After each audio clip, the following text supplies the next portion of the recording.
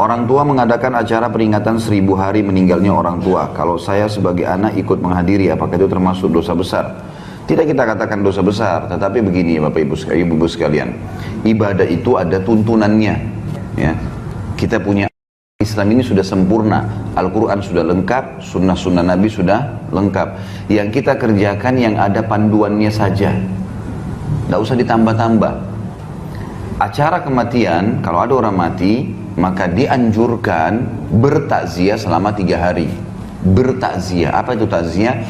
Meringankan kesedihan keluarga mayit, kesedihan mereka, keluarga mayit. Jangan difahami ya, kalau orang takziah untuk mayit.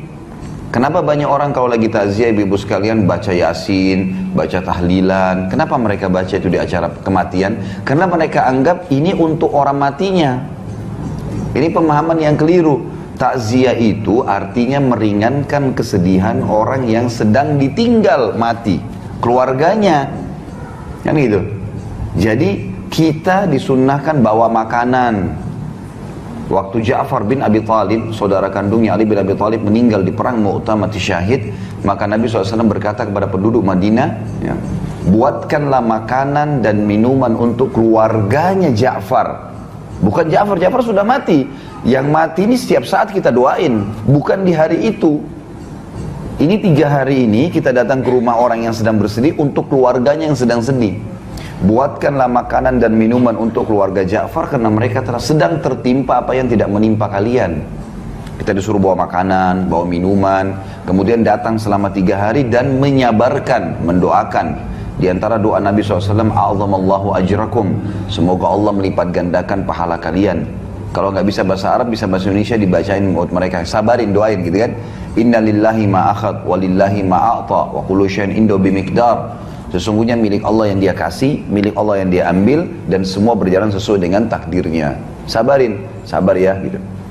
Kakak saya beberapa tahun lalu anaknya meninggal dunia. Anaknya satu-satunya anak laki-laki.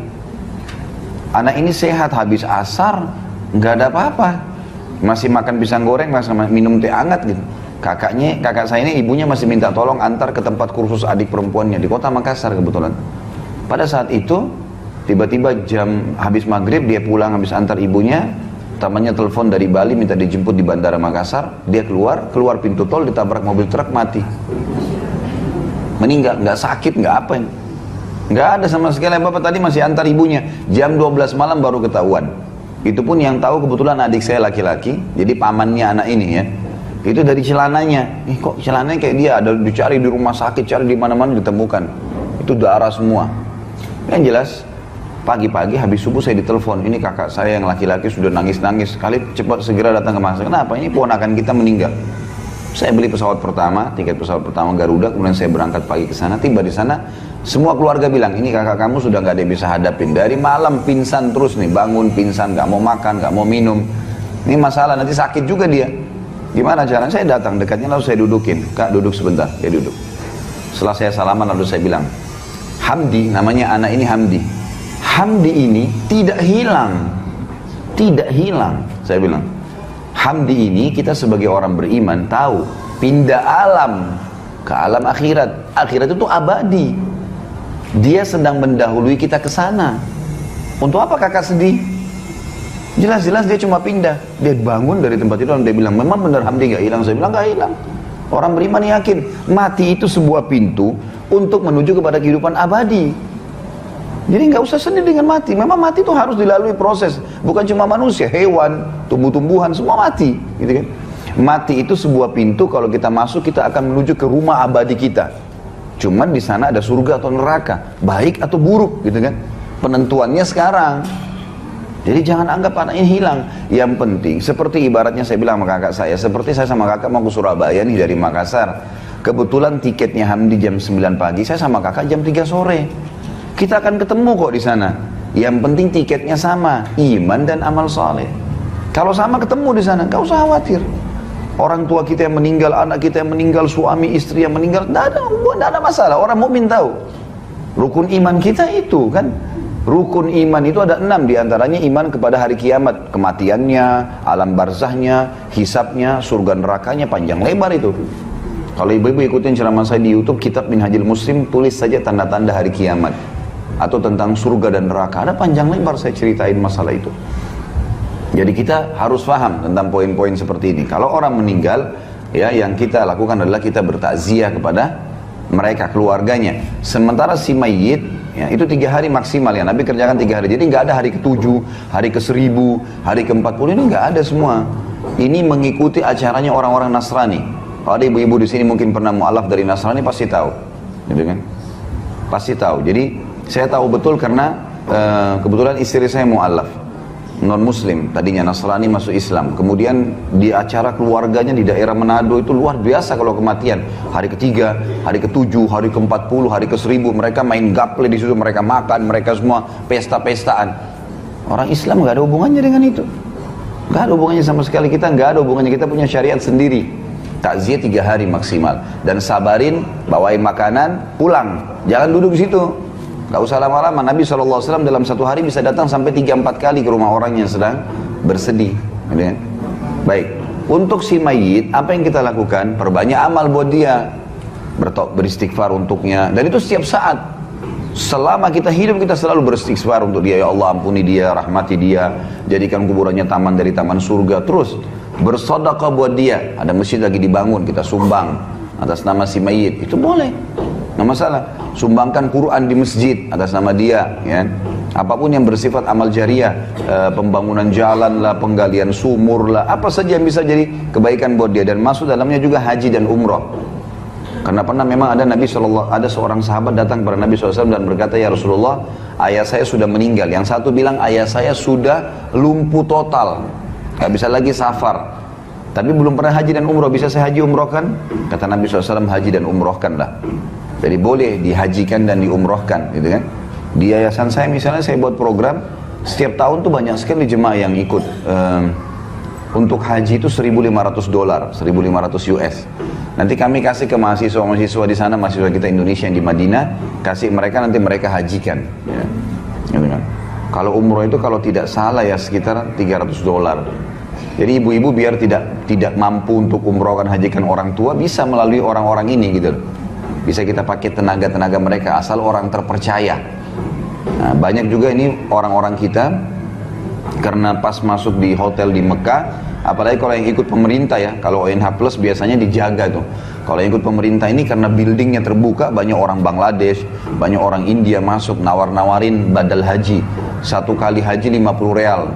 Ini nggak benar, ini nggak ada 50 real. Bagaimana caranya haji 50 real? Hah? Dia kumpul sampai 100 orang tuh. 1 kali haji 100 orang, gimana caranya? 1 haji 1 orang, nggak bisa. Gitu kan? Belum biaya kemah, belum transportasi, belum segala macam. Nah ini termasuk bisa untuk orang meninggal. Jadi didoakan setiap saat, selalu sedekah jariahkan buat dia, sedekah buat dia perbanyak. Kemudian juga kita haji dan umrohkan buat dia. Gitu kan? Ini yang boleh. Jadi kita harus bedain ya, syariat kita jelas kok. Gak ada sesuatu yang keliru. Jadi perayaan hari 1000 mati ini tidak pernah ada. Setiap hari kita ingat dia, bukan hari ke-1000. Setiap hari kita sedekah, setiap hari kita doain, setiap detik kita doain. Ingat ibu kita langsung, ya Allah ampuni rahmati. Ingat ayah kita, ya Allah ampuni dan rahmati. Setiap saat anak kah, saudara kah, setiap saat kita doakan. Karena tradisi seperti ini adalah tradisi orang non-muslim yang ditarik ke Islam. Urusan tahlil dalam bahasa fikih adalah ihda'us thawab, menghadiahkan pahala. Dalam bahasa syariat adalah ihda'us thawab, menghadiahkan pahala. Membaca Al-Quran, ada zikir, kemudian kita hadiahkan pahalanya untuk orang meninggal dunia. Ini perbedaan ulama dalam hal ini. Kebanyakan mengatakan nyampe. Dinukil dari Imam Syafi'i tidak nyampe. Tapi dijelaskan oleh muridnya tidak nyampe kalau tidak dialamatkan. Kesimpulannya akan menjadi sepakat bahwasanya menghadiahkan pahala adalah bukan sesuatu yang batil. Hanya permasalahan nyampe atau tidak nyampe.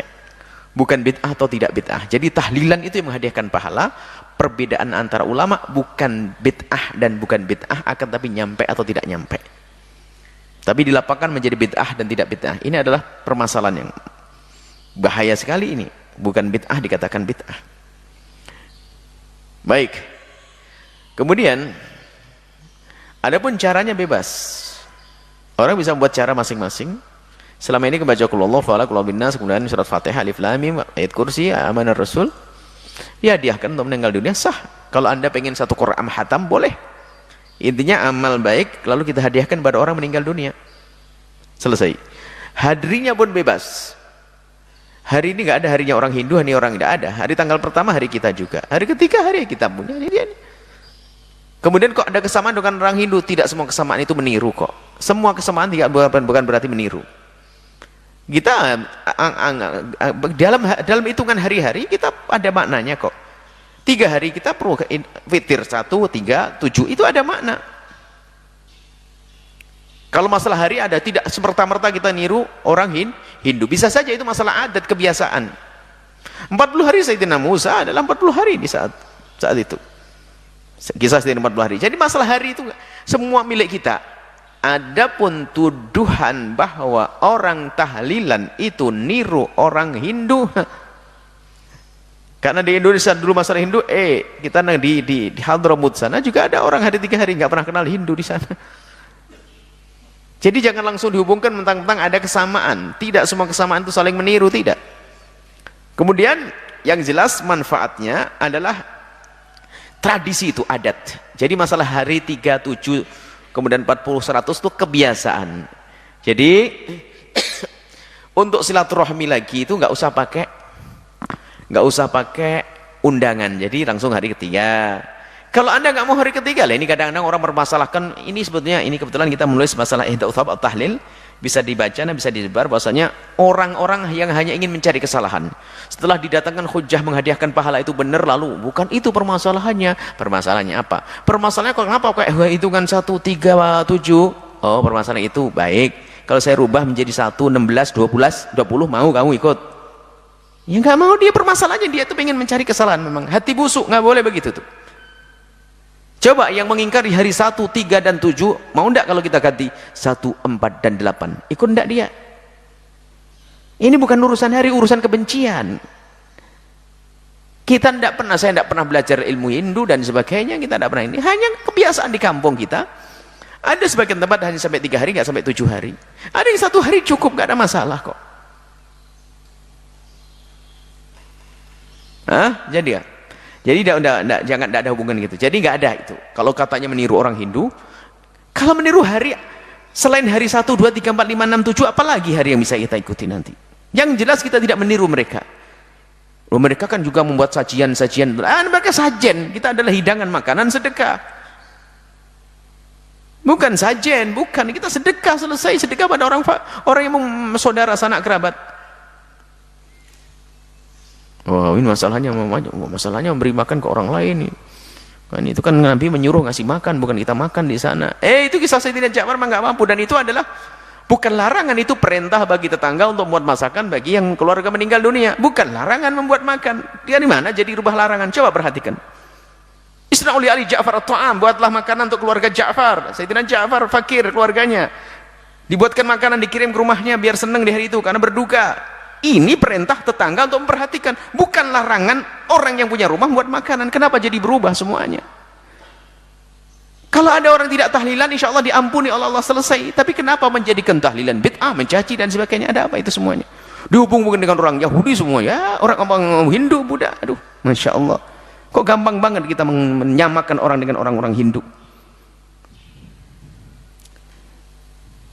Kita bahas dengan rinci, coba yang pengen tahu detailnya bahas itu. Kita bahas tentang apa itu masalah ihda'u thawab, berkumpul membuat makanan, masalah 3 hari, kemudian ada beberapa hal itu ada. Kita terangkan. Semoga Allah melembutkan hati kita agar kita tidak mudah mencaci siapapun, merendahkan siapapun, dan semoga Allah menunjukkan kepada kita kebenaran sebagai kebenaran untuk kita ikuti dan kebatilan sebagai kebatilan untuk kita tinggalkan. Wallahu a'lam.